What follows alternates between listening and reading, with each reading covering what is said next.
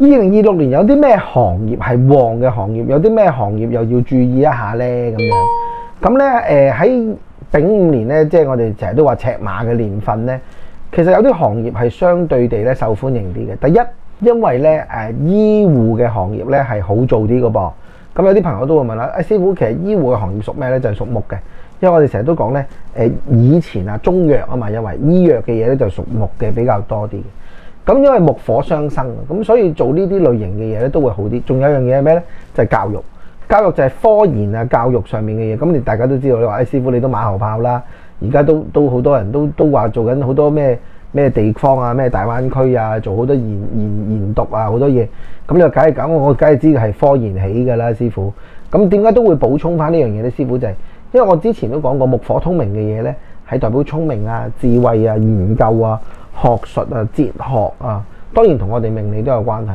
咁所以如果喺丙午嘅年份咁重火，咁木咧除咗係醫療之外咧，就係頭先都講教育研究嘅行業都會係好嘅。咁火嘅行業當然梗係同飲食有關啦，同一啲我哋講嘅美容啦，即係化妝啦，用一啲石油提煉嘅嘢啦，有關嘅嘢啦，當然又同石油啦，或者我哋頭先都講到嘅一啲，即係之前都有講過㗎啦，同美容啊、飲食啊呢啲類型有關嘅嘢都係會好啲嘅。甚至乎一啲咧，我哋講吃喝玩樂啦，譬如話一啲靚嘅嘢啦、珠寶啊、首飾嘅嘢啦。咁你會問啦，師傅唔係火克金嘅咩？唔係㗎，有時火克金咧，克咗佢之後咧，我哋就會令到佢變為一啲靚嘅嘢。因為咧喺我哋玄學裏邊咧，庚金咧係好中意用丙火咧去將佢成為器具。因為咧以前有一本書咧。即係古書咧，即係我哋玄學嘅古書裏邊咧，曾經有一句好出名嘅名言，叫做庚金劈甲木，引丁火而成器。咩意思咧？就係庚金嘅人咧，佢要劈一粒甲木出嚟，去引啲丁火嘅時候咧，就或者叫做丙火、丁火都得啦。當然嚇，其實咁樣佢就代表係咧，令到佢成為一個器皿器具。因為大家都知道啦，純金咧佢係唔可以做器具。咁我哋要打成可能，譬如話係首飾啊，譬如話我哋買嗰啲咩金珠一抽啊嗰啲，咁都要用火咧去提煉先得㗎。咁所以有啲人咧即係一面倒都話啊，師傅我唔同意就係火克金啊，所以令金價會跌。我覺得唔係㗎喎，反而咧佢可能不跌，有機會會反升嘅機會大啲嘅。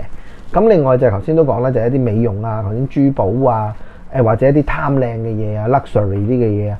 相對都會幾好㗎，因為一啲同美感嘅嘢有關嘅咧都好嘅，同埋吃喝玩樂啦。因為我哋之前都講過，除咗斗數天同講之外，咁同埋丙火都係一啲咧飲食啊有關啊、餐飲啊有關嘅嘢咧，都係一啲對佢嚟講有幫助。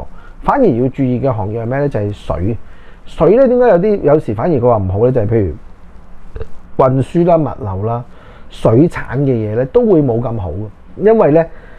咁你話唔係喎，師傅水唔係克火，應該我呢個行業克佢，咁你克佢即係你泄氣啦。另外就係佢揸乾咗你啦，即係佢蒸乾咗，係咪？你諗下，如果一個大海裏邊，你見到佢着火，石油可能出現咗，嗰啲火都唔會熄㗎，係咪？咁點解？因為佢有乜嘢不斷咁源源不絕咁去泵佢啫嘛，係咪？咁所以佢唔一定會滅㗎喎，唔好諗住水一定克火喎。咁但係有時可能水太熱嘅時候，如果大家都知道燒紅咗嘅鑊，你擺啲水落去佢都會蒸乾，係咪？所以有時反而唔係一個行業會咁樣去發展。所以如果做運輸啊，或者其實物流嘅咧，都要自己注意一下。